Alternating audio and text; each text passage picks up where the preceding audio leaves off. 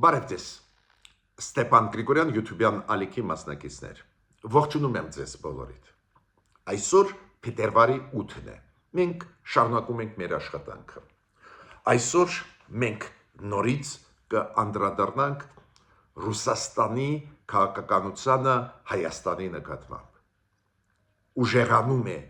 ինֆորմացիոն պատերազմը Ռուսաստանի հայոց պետականության դեմ, գործող իշխանությունների դեմ, բարիս բուն իմաստով, վերջի մի շաբաթը գրեթե բոլոր մեր հաղորդումները մենք նվիրել ենք Ռուսաստանի տարբեր տրամաչափի պաշտոնյաների հայտարարություններին Հայաստանի դեմ ուղղված, բայց չի կանգ առնում այդ արշավը մեր դեմ, շարունակում է արշավը, երեք Պարոն Կապիրկինը, Ռուսաստանի դեսպանը Հայաստանում, տվեց ինտերվյու Ռոսիա 24 հեռուստաալիքին ու նորից նարատիվներ, նորից ճնշում մեր որոշումների վրա, դրա մասին անպայման կխոսենք, կոպիտ ասած պրծում չկա իրանցից։ Ինչ պետք է անի մեր կառավարությունը մեզ ազատելու այս ինֆորմացիոն արշավներից մեր հասարակության դեմ ուղղված։ Դրա մասին կխոսենք։ Բայց ես պետք է ասեմ, որ սկանդալային նաև հայտարարություն արվեց։ Կոնստանտին Զատուլինը, որը Պետդումայի պատգամավոր է, որը ԱՊ երկրների կոմիտեի Պետդումայի, ԱՊ երկրների կոմիտեի փոխնախագահ է, արեց ապշեցուցիչ հայտարարություն, որ իբր Նիկոլ Փաշինյանը վերցրեց $5 միլիարդ Ալիևից։ Ես չեմ ասում, որ դա սուտ է, բայց ինքը սովորական ինչ-որ բլոգեր չի, սովորական լրագրող չի, սովորական ինչ-որ փորձագետ չի, որ դուք ասեք, դե ասեց փորձագետը հիմա։ Ինքը պաշտոն ունեցող մարդ է պարլամենտական համակարգում Ռուսաստանի։ Ուրեմն ես տեսնում եմ, որ այդ արշավը ինֆորմացիոն շարունակվում է, Կոնստանտին Զատուլինի ասածին չի կարող չարձագանքել պաշտոնական Երևանը, ու իմ կարծիքով միտումնավոր այդ լարվածությունը ստեղծվում է Ռուսաստանի կողմից Հայաստանի դեմ, Հայաստանի ներսում արհեստականորեն լարվածությունը ուժեղացվում է։ Հիմա դա կապված է և պլանավորվող ազգային ժողովի ընտրությունների հետ, դուք գիտեք հունիսի 7-ին պետք է անցնեն, իդեպ ասեմ ձեզ հունիսի 7-ը պաշտոնապես ֆիքսվեց վերջնականորեն, քանի որ մեր սահմանադրության համաձայն ընտրությունների օրը ֆիքսվում է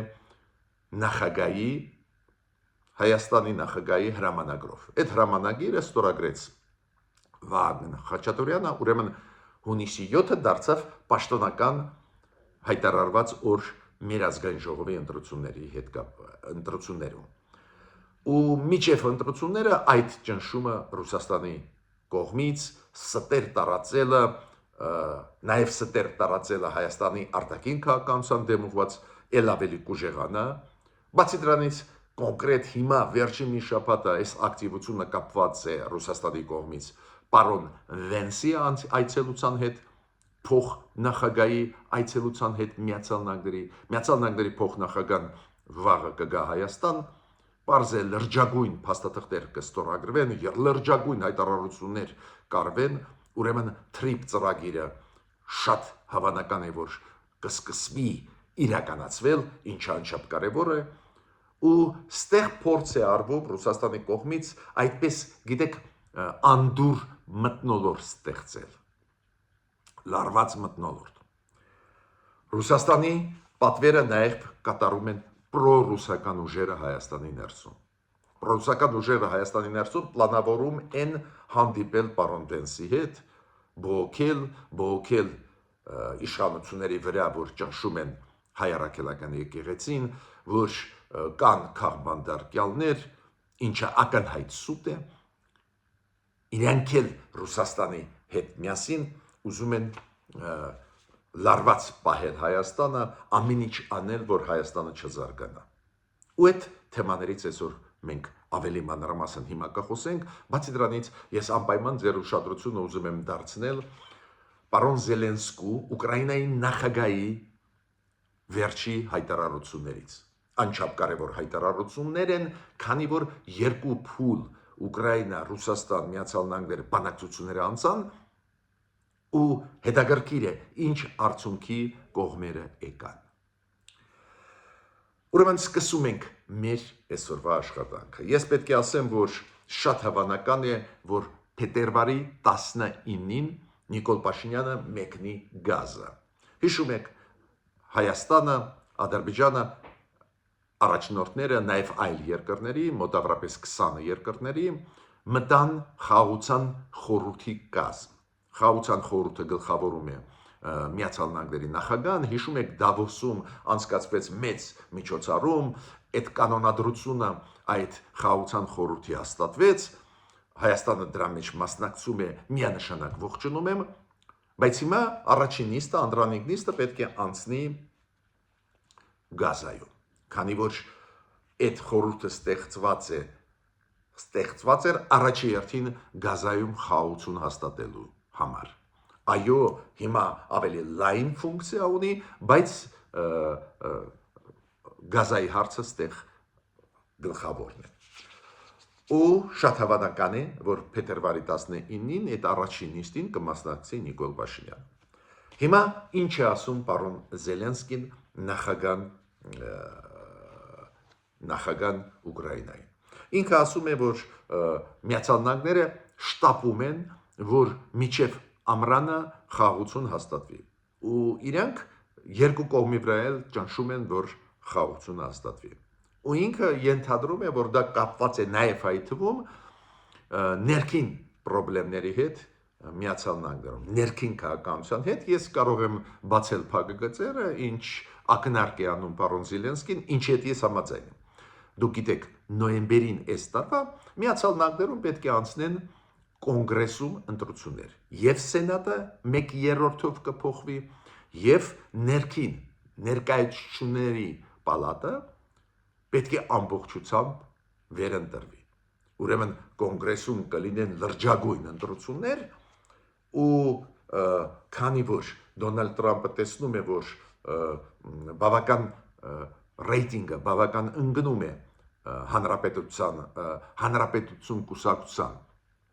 հանրապետության կուսակցության ռեյտինգը բավական արագ ընկնում է, պարզ է Դոնալդ Թրամփը ուզում է ունենալ հաջող պատմություններ, success story, որ կարողանա ընտրություններին դուրս գա ու մարդկանց բացատրի, որ իրանք ճիշտ են աշխատում։ Մինչդեռ ես պետք է ասեմ, որ Միացյալ Նահանգներում գրեթե բոլոր տեղերում, որտեղ որ անցկացվել են վերջին 1 տարվա մեջ, օրինակ քաղաքապետերի ընտրությունը, օրինակ նույն Նյու Յորքում ու Մայամիում, այլ տեղերում, բոլոր տեղերում կրում են դեմոկրատները։ Իրոք պարտվում են հանրապետականները, ջախջախիչ պարտություն են կրում։ Տենդենսները բացասական են ու կարող է իրոք շտապում է Դոնալդ Թրամփը, որ գոնե մեկ հաջող օրինակ բերի։ Պարոն Զելենսկին ասաց, որ այս երկու փոլով քննարկումները, բանակցությունները, որոնք անցան, երակողմ բանակցությունները, եւ հունվարի 23-ին 24-ին եւ 2 օր առաջ այդ բանակցությունների ժամանակ երկու փուլով անցած ինքը ասում է քննարկվում է հարց, որ լիդերները հանդիպեն Թրամփ, Պուտին, Զելենսկի։ Ու ինքը ասում է դա դրական է այն առումով, որ կան 1-2 հարցեր, որ չեն կարող բարձր պաշտոնյաների մակարդակով լուծել, կարող են լուծել միայն առաջնորդները պետությունները։ Ինքը ասում է արանքում Ռուսաստանը առաջ է մղում առանձին նոր հարցեր։ Օրինակ Ռուսաստանը ասում է Ուկրաինան չի ճանաչի Ղրիմի անկախությունը, դա բացառվում է, Ռուսաստանը ասում է Թրամփին դու ճանաչի, փաստի առաջ դիր Ուկրաինան։ Ես հիշում եք ձեզ ասել եմ, որ չեմ հավատում, որ Ռուսաստանը ուզում է, որ խաղաղություն լինի Ուկրաինայում։ գրավեց Ղրիմը, գրավեց 4 նոր շրջաններ, ամբողջ տան չէ, բայց մասամբ գրավեց 4 էլի մարզեր, չի ուզում բավարարվել, քանի որ Ռուսաստանի նպատակը ամբողջ Ուկրաինային տիրելն է։ Շատերը դա չեն հասկանում, ասում են դե տանք էլի Դոնբասի են մնացած մասը տանք խաղաղություն լինի։ Ինձ համար շատ կարևոր է, որ դա հասկանում է պարոն Զելենսկին։ Ինքը իրոք Ուկրաինայի նախագահն է, որը շատ adekvat արձագանքում է ռեալությունների ու ինքը հենց այս իր ելույթում, որի մասին հիմա նոր խոսում ենք, մենք ձեզ հետ նոր խոսում ենք, ինքը նաև ասեց, որ Ռուսաստանը ուզում է ամբողջ Դոնբասը, կոպիտ ասած Դոնեցկի եւ Լուգանսկի մարզի նաև այն մասերը, որ Ուկրաինան պահեց, Ռուսաստանը չկարողացավ Դոնեցկի եւ Լուգանսկի մարզը, այդ կոչվում է Դոնբաս, ամբողջությամբ գրավել, ու ուզում է, որ Ուկրաինան դուրս գա այնտեղից, որտեղ որ մասերից, այն մասերից, որոնք չկարողացավ Ռուսաստանը գրավել։ Ու Զելենսկին ասում է, Ռուսաստանը դա պահանջում է, ասում է խաղաղություն կլինի, բայց Զելենսկին շատ adekvat հասկանում է, որ ոչ մի խաղաղություն չի լինի, Ռուսաստանը ուղղակի ուզում է խաբել Բարիս-Բոնի մաստոյ։ Այս հարցով ինքը ասում է, Ուկրաինան ասում է, որ մենք պետք է խաղաղություն հաստատենք այն գծով, այն սահմանով, որտեղ կանգնած են այսօր մեր զորքերը, ինչի պետք է մենք ինչ որ տեղերից դուրս գանք։ Էդ էլ մեր տարածքներից։ Նու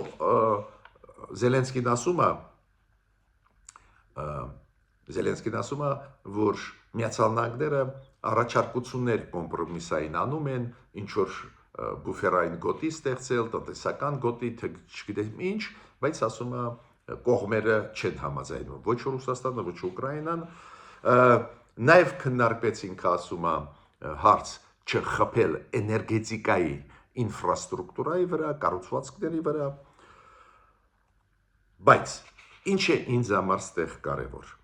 շատ կարևոր է, որ Ուկրաինայի ղեկավարը adekvat է արձագանքում, հասկանում է, որ Ռուսաստանը չի ուզում խաղաղություն։ Դոնալդ Տրամպի մոտեցումը մի քիչ այլ է։ Դոնալդ Տրամպը համարում է, որ եթե շահագրգռվածություն անես Ռուսաստանին, օրինակ Ռուսաստանին առաջարկես մեծ ծրագրեր անել միլիարդանոց, 100 միլիարդանոց, 1000 միլիարդանոց, տրիլիոնանոց առաջարկություններ, օրինակ Միացյալ Նահանգները Ռուսաստանը գազի ոլորտում, այլ ոլորտներում մեծ ծրագրեր համատեղ իրականացնեն, դա կլինի ստիմուլ, որ Պուտինը դադարեցնի պատերազմ, նու այդ դες ճիշտ ասեմ, դա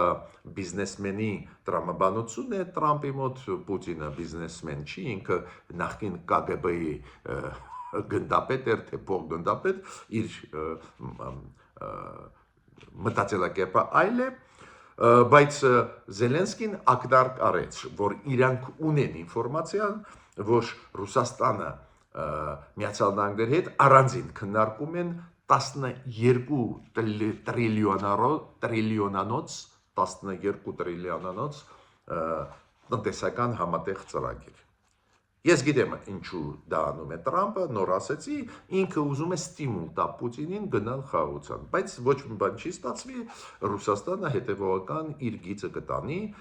ես դա տեսնում եմ, Ռուսաստանի այսօրվա ղեկավարությունը ունակ չի գնալ զիջումների, ունակ չի լսել այլ կարծիք։ Ֆորմալ ձև են թափում, բայց իրենց գիծը կտանեն, ոչ մի խաղաղություն չի հաստատվի, ավելին, երբ որ Պեսկովին Պուտինի պրեսքարտուղարին հարցրեցին այդ բանակցություններից հետո, երկրորդ փուլից հետո, հարցրեցին դուք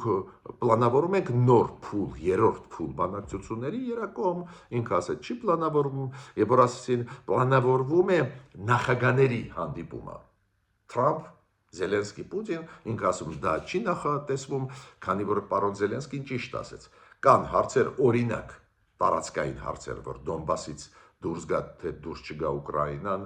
էլի կան 1-2 հարցեր, որտեղ որ ոչ մի կոմպրոմիսի չեն գալիս, կարող են լուծել լիդերների մակարդակով։ Պեսկովը ստեղ պատասխանեց, չի նախատեսվում այս ձևի հանդիպում։ Ուրեմն ստեղ խաղաղություն չի հաստատվում, Պարզ է բոլորս կուրախանանք, եթե խաղաղություն հաստատվի, բայց պարզ է, որ Ռուսաստանի քաղաքականությունը շատ կոշտ է, չի փոխում իր կարծիքը։ Մենք դա տեսնում ենք նաև Հայաստան-Ռուսաստան հարաբերություններում, տարբեր խոսքեր ասվում են, բայց միանշանակ Ռուսաստանը մեր դեմ է, լուծեց հարցերը մեր դեմ, եւ 2020 թվին, եւ 2023 թվին, հիմա էլ ոչ մի բան չի փոխվում, ու այդ արշավը, որը հիմա գնում է Հայաստանի իշխանությունների դեմ, ապացուցում է դա։ Այո, Ռուսաստանի այսօրվա իշխանությունները ու Պուտինը նախագահան հակված չեն գնալ կոմպրոմիսների փոխ զիջման ճանապարհով կամ իրար հասկանալով ոչ, իրանք իրենց գիծը տանում են տարբեր մանիպուլյացիաները օգտագործելով։ Հիմա անդրադառնում եմ այսօրվա գլխավոր թեմային, կասեմ ինչ ասեց գլխավոր մտքերը պարոն Կապրկինը, Ռուսաստանի դեսպանը Հայաստանում, որը Ռոսիա 24 հեռուստաալիքին տվեց ինտերվյու, նորից նույն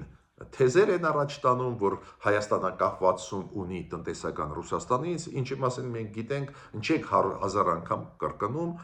նորից ասում են, որ այդ տուրիստները, որ գալիս են, մեծ մասը Հայաստան, որ գալիս են, դա Ռուսաստանից է, դա մեր լուման է, այդ իրանց լուման չի, տուրիստը մեզ մոտ գալիս է նաև Ռուսաստանից ու մենք բոլորին ընդունում ենք ու ճիշտ էլ անում ենք, բայց այդ տուրիստները գալիս են, քանի որ Հայաստանը մեծ աշխատանք կատարեց, տուրիստական ինֆրաստրուկտուրան Հայաստանում զարգանում է շատ արագ, դուք գիտեք, այդ հյուրանոցներ, ճանապարհներ խելքի են բերվում, հյուրանոցներ, շատ լավ սիրուն վայրեր կան Հայաստանում, եկեղեցիներ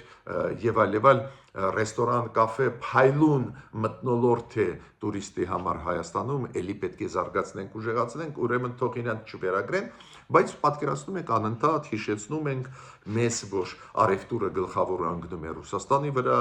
ուրեմն Հայաստանը կախվածության մեջ է, նորից դա ասեց Կապերկինը, հիմա նաև Կապերկինը նորից հիշեցրեց, որ Եվրամիությունը տանում է Հայաստանի դեմ, Ռուսաստանի դեմ, Եվրամիությունը տանում է Ռուսաստանի դեմ թշնամական քաղաքականություն,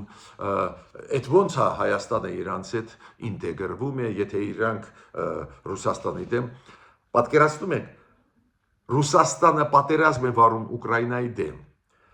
անում է լրջագույն ուժային քայլեր սահմաններում, Բալտյան երկրների դեմ, Լեհաստանի դեմ, դրոններ ուղարկեց հասան Դանիա, Հոլանդիա, Շվեդիա, Նորվեգիա,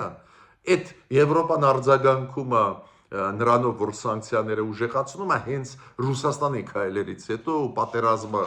լայնամասշտաբ Ուկրաինայի դեմ, դա Եվրոպայի անվտանգության ուղղակի քանդում է նաև ու ինքը ասում է եվրոպացիք վատն են, որ պատասխանում են մեզ սանկցիաներով եւ այլ, բայց ինչ եմ ուզում ասել, փորձ է արվում վարկաբեկել Եվրոպան Հայաստանում, փորձ է արվում ճնշում գործադրել մեր վրա, որ մենք Եվրոպայի հետ շարունակենք անցնել եվրոպական ստանդարտներին, էտել ինքը նշեց, այ ստանդարտներին անցնում են եվրոպական, դա հակասում է ԵԱՏՄ-ի ստանդարտներին, շարունակվում է այդ ճնշումը մեր կառավարության վրա, չաշխատեք Եվրոպայի հետ, կար նաև մի մեսիջ, որ իբր Ռուսաստանը համաձայն է այս Թրամփ ուղու ծրագրի հետ կապած քննարկել մեր կառավարության հետ ապագան, ես պետք է զգուշացնել մեր կառավարությունը, այն որ կառավարությունը մեր փորձում է այդպես բալանսավորել, ասել, որ Թրամփ ուղու մենք բոլորին հրավիրում ենք, պետք է զգուշացնել, որ Ռուսաստանը եթե այդ խաղի մեջ փորձի մտնել, միայն դրա համար, որ տապալի այդ ծրագիրը, փորձը ցույց է տալիս, կյանքը ցույց է տալիս դա։ Հապկի մասին ապշեցուցիչ բան ասեց, Կապերկինային ասեց, հապկի հարցով կարելի է կոնսենսուսի գան, կոմպրոմիսի գան։ Որ կոմպրոմիսի մասին է խոսքը, մենք ինչ ենք ասում, Հայաստանը, ի պաշտոնե ու Նիկոլ Փաշինյանը վերջի ժամանակներս մի քանի անգամ դա կրկնեց։ Մենք ասում ենք, մեր վրա հարձակում էր 2021-22 թվականների։ Մեր տարածքները զբաղված են այլ զորքերով, այլ երկրի։ Հապկը չարձագանքեց, դա է պատճառը, որ դա վտանգ է մեզ համար։ Եթե այն կազմակերպությունը անվտանգային, որի մասն ենք մենք, չի արձագանքում, ուրեմն ինքը այս տարածքները, որ գրավեցին Հայաստանից, չի ճանաչում Հայաստանի տարածքներ։ Դա մեր սուվերենության հարց է։ Շատ տրամաբանական բացատրություն։ Հիմա Կապերկին ասում է, կոմպրոմիսի կարող ենք հասնել։ Որ կոմպրոմիսի։ Կամ դուք ճանաչում եք, որ մեր տարածք մտան կամ ոչ։ Ես մանրամասն բացատրում եմ, որ մարդիկ այդ խոսքերը հասկանան։ Հիմա վաղը կասի մեկը, դե տեսա Կապերկին ասում է կոմպրոմիսի գնացեք հապկին։ Որ կոմպրոմիսի։ Ինչ այս մի մասը տարածքների Հայաստանի, որ գրաված է, մենք համարում ենք, որ մերը չի, կամ կիսատ մերն է, կիսատ մերը չի, կոմպրոմիսը որն է ստեղ։ Կամ դու հարգում ես Հայաստանի սուվերենությունը, կամ չես հարգում։ Բացի դրանից նորից ինքը կրկնեց այլընտրանք հապկին չկա տարածաշրջանում մենակ հապկն է կարող ապահովել անվտանգությունը։ Առաջինը տարածաշրջանում ոչ Ադրբեջանը, ոչ էլ Վրաստանը հապկի անդամ չեն։ Հապկը մենակ կարճած է Հայաստանից։ Էդ էլ Հայաստանը սառեցրեց, ուրեմն հապկ չկա տարածաշրջանում։ Էս ինչ եք ասում, որ հապկը տարածաշրջանում այլընտրանք չունի։ Այս կոչվում է մանիպուլյացիա, այդ կոչվում է վտանգ մեր ինֆորմացիոն անվտանգության համար, մեր հասարակության համար, դա մոլորեցնում է հասարակությունները եւ մեր հասարակությունը։ Ու հիմա անցնում եմ ուղղակի սկանդալային հայտարարության, որը արեց Կոնստանտին Զատուլինը։ Ինչ ասեց Կոնստանտին Զատուլինը, նոր ասեցի ինքը Պետդումայի պատգամավոր է, ԱՊ-ի երկրների կոմիտեի տեղակալ է։ Ինքը ասեց, որ ես ենթադրում եմ, որ 5 միլիարդը Նիկոլ Փաշինյանը ստացավ Ալիևից Ղարաբաղի դիմաց։ Ու սկսեց այդ պատմությունը հիշեցնել, ես պետք է ձեզ ասեմ, համոզված եմ, դուք հիշում եք, դեռ Սերժ Սարգսյանի ժամանակ Լուկաշենկոն հնչեցրեց այդ Ալիևի առաջարկը, որ Ալիևը առաջարկում է Սերժ Սարգսյանին տալ 5 միլիարդ, որ 7 շրջաններից Ղարաբաղի շուրջ դուրս գա մերոնք, ու հիմա այդ Զատուլին այդ սախ հիշեցնում է։ Հետո ինքը ասում է, որ իշխանությունները Հայաստանի թույլ տվեցին, որ Նիկոլ Փաշինյանը գա իշխանության, ու գա իշխանության հենց այս ծրագիրը իրականացնելու համար տա կոպիտ ասած Ղարաբաղը այդ շրջանները որ տան Ադրբեջանին այդ փողերի դիմաց ու հետո Նիկոլ Փաշինյանին քանի որ ինքը փաստորեն տանուլ կտար Ղարաբաղի հարցը, հետո հեռացնել իշխանությունից եւ այլ եւ այլ։ Գիտեք, ես հիմա նույնիսկ չեմ ուզում խորանալ այս տեքստի մեջ անհեթեթությունը անհեթեթության վրա ու շատ լուրջ մեղադրանք Նիկոլ Փաշինյանի նկատմամբ։ Պարզ է դա ակնհայտ սուտ է, բայց քանի որ Զատուլինը պաշտոնյա է, Զատուլինը բացառվում է, որ այս ձևի հայտարարություն անի առանց Դաբրոյի վերևից, առանց համաձայնության անձամբ Պուտինի հետ։ Դա բացառվում է ուղղակի, ինքը Պուտինի կուսակցությունից է։ Հասկանում եք, այս ձևի սուտ տարածել, որ ինչ որ 5 միլիարդ, ինչ որ Նիկոլ Փաշինյանը ինչ որ մեկից վերցրեց Ղարաբաղի հարցը այս ձևի լուծեց։ Ես կասկած չունեմ, որ այդ հայտարարությունը արված է ապակողմորոշել մեր հասարակությունը, շիկացնել իրավիճակը միջև պարոն Վենսի գալը, միջև հունիսի 7-ի ընտրությունները, բայց ինքը դայև ասեց, որ այս ձևի լուծված Ղարաբաղի հարցը Նիկոլ Փաշինյանի կողմից հենց ցույց է տալիս, որ գոհեն Թուրքիան, Ադրբեջանը ու Թուրքիայի Ադրբեջանի համար ինքը համար 1 թեկնածու ընտրությունների ժամանակ այս ձևի բաներ խառնեց այս իր ասացի մեջ ու ես պնդում եմ, որ արձագանքը պետք է լինի կոշտ։ Նաև այդ թվում փակել պետք է ռուսական ալիքները։ Նաև պետք է փակել ռուսական ալիքները, որ այդ աղբը սուտը չտարածվի երկրում, որ մենք ստիպված չլինենք մեր հասարակությանը բացատրել դրա սուտը, քանի որ Կոնստանտին Զատոլինը ինքը խորացած է Ղարաբաղի հարցի մեջ։ Ինքը այդտեղ Ղարաբաղի հարցից ինչ-որ բաներ ասում էր, որը ինչ-որ ֆորմալ տրամաբանության մեջ էր։ Այդպես չի, որ ինքը դե ասեց գնաց, սխալ բան ասեց, հեշտ է հերքել։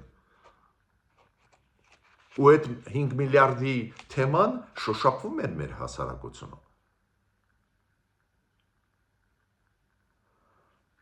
Դուք հիշում եք, որ Սերժ Սարգսյանը նույնիսկ գնացել էր Ղարաբաղի ղեկավարության հետ, ինչ որ քննարկում էր այդ թեման, այդ ես հիշում եմ այդ պատմությունները։ Ու Կոնստանտին Զատոլին այդ ամեն ինչ հիշեցնում է։ Ուրեմն մանիպուլացնել մեր հասարակությունը այդքան էլ դժվար չի։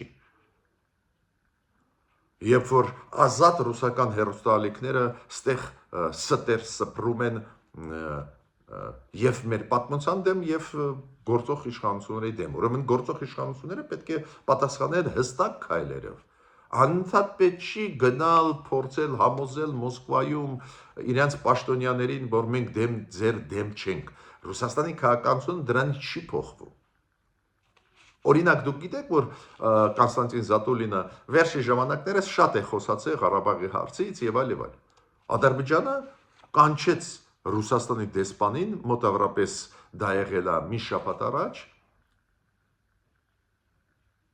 կամ 4 օր առաջ, կանչեցին իրանք Ռուսաստանի դեսպանին ու բողոքի նոտան տվեցին, որ Կոնստանտին Զատոլինը